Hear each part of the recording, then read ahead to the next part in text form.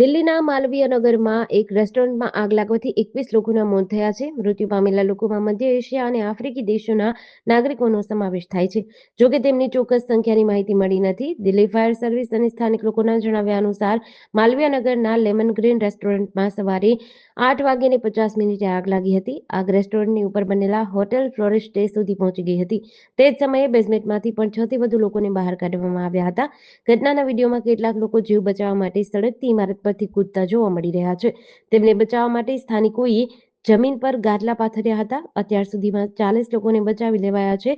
ઘણા લોકોની હાલત ગંભીર છે. દિલ્હીની આ હોટેલમાં આગ લાગવાનું કારણ હજુ સુધી જાણી શકાયું નથી. છેલ્લા 6 મહિનામાં દિલ્હીમાં આગની અલગ-અલગ ઘટનાઓમાં 66 લોકોના મોત થયા છે. અમેરિકાએ ભારત સહિત 60 દેશો પર આરોપ લગાવ્યો છે કે આ દેશોમાં બળજબરીપૂર્વક મજૂરી કરાવીને સામાન તૈયાર કરવામાં આવે છે. હવે નવા પ્રસ્તાવ અનુસાર આ દેશોના ઉત્પાદનો પર 10થી લઈને 12.5% વધારાનો ટેરિફ લગાવવામાં આવશે.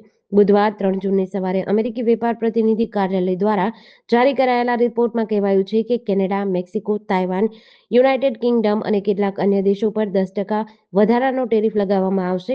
આરોપ છે કે આ દેશોએ બળજબરીપૂર્વકની મજૂરીથી બનેલા સામાનની આયાત પરના પ્રતિબંધને યોગ્ય રીતે લાગુ કર્યો નથી. રિપોર્ટ અનુસાર ચીન, જાપાન, ભારત, દક્ષિણ કોરિયા, બ્રાઝિલ અને સ્વિટ્ઝરલેન્ડ સહિતના અન્ય ઘણા દેશો પર 12.5% વધારાનો ટેરિફ લગાવવામાં આવશે. જો કે આ નવા ટેરિફ તરત જ લાગુ પડશે નહીં. તેમને લાગુ કરતા પહેલા જનતાનો અભિપ્રાય લેવામાં આવશે અને પ્રસ્તાવની સમીક્ષા કરવામાં આવશે. અમદાવાદના ઘાટલોડિયા વિસ્તારમાં અને ગોતા વોર્ડમાં આવતા આકાંક્ષા એપાર્ટમેન્ટમાં ઝાડા ઉલટીના કેસનો રાફડો ફાટ્યો છે. એક સાથે 500થી વધુ ઝાડા ઉલટીના કેસો સામે આવતા લોકોમાં રોષ ફેલાયો છે. સ્થિતિ એવી વણસી છે કે સોસાયટીની 2 મહિલાને 108 એમ્બ્યુલન્સની મદદથી હોસ્પિટલે ખસેડવી પડી છે. સાથે જ આસપાસની ખાનગી હોસ્પિટલોમાં પણ 30થી 40 લોકો દાખલ છે. મ્યુનિસિપલ કોર્પોરેશનનું પીવાનું પાણી અને ગટરનું પાણી મિક્સ થતા લોકો બીમાર પડ્યા છે. સ્થિતિની ગંભીરતાને જોઈ મેયર હિતેશ બારોટ પણ આકાંક્ષા ફ્લેટ દોડી આવ્યા હતા. તેમણે સ્થાનિકો સાથે વાતચીત કરી સમસ્યાનું ઝડપી નિરાકરણ લાવવા માટે આશ્વાસન આપ્યું હતું. મળતી માહિતી મુજબ શહેરના ઘાટલોડિયા વિસ્તારમાં અને ગોતા વોર્ડમાં આવેલા આકાંક્ષા એપાર્ટમેન્ટમાં શુક્રવારથી પીવાના પાણી મિક્સ થવાના કારણે રોગચાળો ફેલાયો છે. ગુજરાત સરકારે 5મા પગાર પંચ હેઠળ પગાર મેળવનારા બાકી રહેલા કર્મચારીઓ માટે મોંઘવારી ભથ્થું વધારવાનો નિર્ણય કર્યો છે. રાજ્યના નાણાં વિભાગે 2 જૂન 2026ના રોજ આ અંગે ઠરાવ જાહેર કરતા કર્મચારીઓને વધારેલા દરે મોંઘવારી ભથ્થું ચૂકવવાની મંજૂરી આપી છે. સાથે જ અગાઉના સમયગાળામાં બાકી એરિયર્સ પણ તબક્કાવાર ચૂકવવામાં આવશે. સરકારના નિર્ણય મુજબ 5મા પગાર પંચ હેઠળ આવતા કર્મચારીઓને 1 જુલાઈ 2022થી 396%, 1 જાન્યુઆરી 2023થી 412%, 1 જુલાઈ 2023થી 427% અને 1 જાન્યુઆરી 2024થી 443% મોંઘવારી ભથ્થું ચૂકવવામાં આવશે.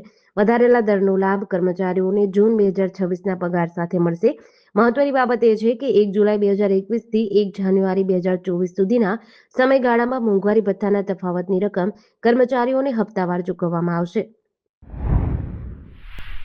ગાંધીનગર સ્થિત ગુજરાત પોલીસ એકેડેમી કરાઈ ખાતેની નવી મેલ બિલ્ડિંગના છઠ્ઠા માળે આવેલી બેરેકમાં તાલીમ લઈ રહેલા એલઆરડી તાલીમાર્થીઓના રૂમમાં ઘૂસીને ચોરી થતા ચકચાર મચી છે. આ સમગ્ર મામલે તપાસ કરતા ચોરી કરનાર કોઈ બહારનો વ્યક્તિ નહીં પણ સેન્ટ્રલ ડાઇનિંગ હોલની જનરલ મેસમાં કામ કરતો કર્મચારી હોવાનું બહાર આવતા ડભોડા પોલીસે ગુનો નોંધી તપાસ હાથ ધરી છે. ગાંધીનગર સ્થિત ગુજરાત પોલીસ એકેડેમી કરાઈ ખાતે ચોરીની ચોંકાવનારી ઘટના બની છે. એકેડેમીની નવી મેલ બેરેક ઇન્ચાર્જ પ્રદીપભાઈ રમેશભાઈ ગોહિલ દ્વારા સમગ્ર મામલે પોલીસ ફરિયાદ દાખલ કરી છે.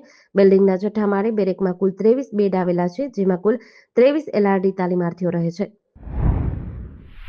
મોરબીમાંથી પસાર થતી મચ્છુ કેનાલ હાલમાં સિંચાઈ માટે પાણી છોડવામાં આવ્યું હોવા છતાં ઓવરફ્લો થઈ રહી છે. રવાપર ગામ પાસે કેપિટલ માર્કેટ નજીક કેનાલ ઓવરફ્લો થતા રસ્તા પર પાણી ભરાઈ ગયા છે, જેના કારણે વાહન ચાલકો અને રાહદારીઓને મુશ્કેલી પડી રહી છે. દર વર્ષે મોરબી અને માળિયા તાલુકાના કુલ 17 ગામના ખેડૂતોને મચ્છુ બે ડેમમાંથી મચ્છુ કેનાલ મારફતે સિંચાઈ માટે પાણી પૂરું પાડવામાં આવે છે. આ વર્ષે પણ સિંચાઈ માટે પાણી છોડવામાં આવ્યું છે, પરંતુ કેનાલની યોગ્ય સફાઈ ન થવાથી પાણીનો પ્રવાહ અવરોધાયો છે. પરિણામે છેવાડાના ગામો સુધી ખેડૂતોને સિંચાઈ માટે પાણી મળતું નથી. રાત્રે રવાપર ગામ પાસેથી પસાર થતી કેનાલ ઓવરફ્લો થતા રસ્તા પર લગભગ અડધાથી 1 ફૂટ જેટલું પાણી ભરાઈ ગયું હતું, જેના કારણે આ માર્ગ પરથી પસાર થતા વાહન ચાલકો, રાહદારીઓ અને લોકો ભારે હાલાકી ભોગવી રહ્યા છે. સુરત જિલ્લાના કલોદરા જીઆઈડીસી પોલીસે પશુઓની ગેરકાયદેસર અને ક્રૂરતાપૂર્વક હેરાફેરી કરતા એક આઈસર ટેમ્પોને ઝડપી પાડ્યો છે. પોલીસે 18 પશુઓ અને ટેમ્પો સહિત કુલ 5,80,000 રૂપિયાનો મુદ્દામાલ જપ્ત કર્યો છે. આ મામલે 2 આરોપીઓની ધરપકડ કરવામાં આવી છે, જ્યારે એકને વોન્ટેડ જાહેર કરાયો છે. કડોદરા 4 રસ્તાથી બારડોલી તરફ જતા નેશનલ હાઈવે નંબર 56 પર પોલીસ પેટ્રોલિંગ દરમિયાન આ ટેમ્પોને રોકવામાં આવ્યો હતો. તપાસ કરતા ટેમ્પોમાં 17 ભેંસો અને એક પાડો સહિત કુલ 18 પશુઓને ટૂંકી દોરી વડે ખીચોખીચ બાંધીને ક્રૂરતાપૂર્વક ભરેલા જોવા મળ્યા હતા. પશુઓ માટે ઘાસચારો કે પાણીની કોઈ વ્યવસ્થા નહોતી. ઉપરાંત પશુઓના પરિવહન માટે જરૂરી સક્ષમ અધિકારી કે પશુ ચિકિત્સકનું પણ પ્રમાણપત્ર રજૂ કરાયું ન હતું. આથી પોલીસે પશુઓ અને વાહન જપ્ત કરી કાયદેસરની કાર્યવાહી હાથ ધરી છે. મહીસાગર જિલ્લામાં લગ્ન પ્રસંગ દરમિયાન ચાલતી કારના બોનેટ પર જાનૈયાઓના જોખમી સ્ટન્ટનો એક વિડીયો સોશિયલ મીડિયામાં વાયરલ થયો છે. આ વિડીયોમાં યુવાનો ડીજેના તાલે ડાન્સ કરતા જોવા મળે છે. વાયરલ થયેલા વિડીયોમાં સ્પષ્ટ દેખાય છે કે ભર બપોરે નીકળેલી જાનમાં 2 ગાડીઓના બોનેટ પર યુવાનો જોખમી રીતે ઊભા રહી ડાન્સ કરી રહ્યા હતા. આ પ્રકારની બેદરકારીભરી હરકતો ગંભીર અકસ્માતને નોતરી શકે છે. પ્રાથમિક માહિતી અનુસાર આ ઘટના મહીસાગરના વીરપુર તાલુકાના ગ્રામ્ય વિસ્તારની હોવાનું અનુમાન છે. વિડીયો વાયરલ થતા વીરપુર પોલીસે કાર્યવાહી હાથ ધરી છે. જિલ્લા પોલીસ વડા સફીન હસન અને નાયબ પોલીસ વડા કમલેશ વસાવાએ અસામાજિક તત્વો સામે કાયદેસર કાર્યવાહી કરવા સૂચના આપી છે.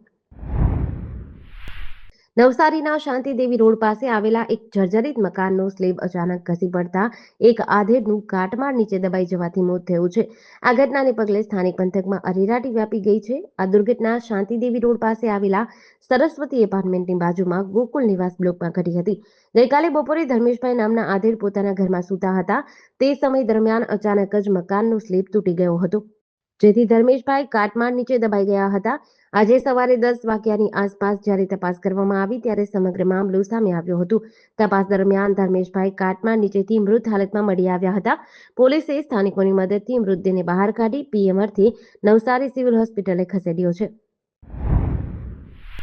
વડોદરા શહેરને નશામુક્ત બનાવવાના અભિયાન અંતર્ગત વડોદરા શહેર એસઓજી દ્વારા એનડીપીએસ એક્ટના ગુનામાં વોન્ટેડ જાહેર કરાયેલા ગાંજાના સપ્લાયર આરોપી મોહન બારજી આમલિયારને મધ્યપ્રદેશના બાજના વિસ્તારેથી ઝડપી પાડ્યો છે અને વધુ તપાસ હાથ ધરી છે. તારીખ 13 મે 2026ના રોજ એસઓજીના પીઆઈ બીડી જીતિયાના માર્ગદર્શન હેઠળ એસઓજીની ટીમે આજવા રોડ સ્થિત એકતાનગર વિસ્તારમાં રેડ પાડી હતી. આ દરમિયાન આરોપી રિઝવાન યુસુફભાઈ દિવાનના કબજામાંથી 10 કિલો 90 ગ્રામ ગાંજો કિંમત ₹5,04,000 તેમજ 22 ગ્રામ હાઇબ્રિડ ગાંજો કિંમત ₹77,000 મળી કુલ લાખો રૂપિયાનો માદક પદાર્થ કબજે કર્યો હતો. આ મામલે બાપોદ પોલીસ સ્ટેશનમાં એનડીપીએસ એક્ટ હેઠળ ગુનો દાખલ કરવામાં આવ્યો હતો.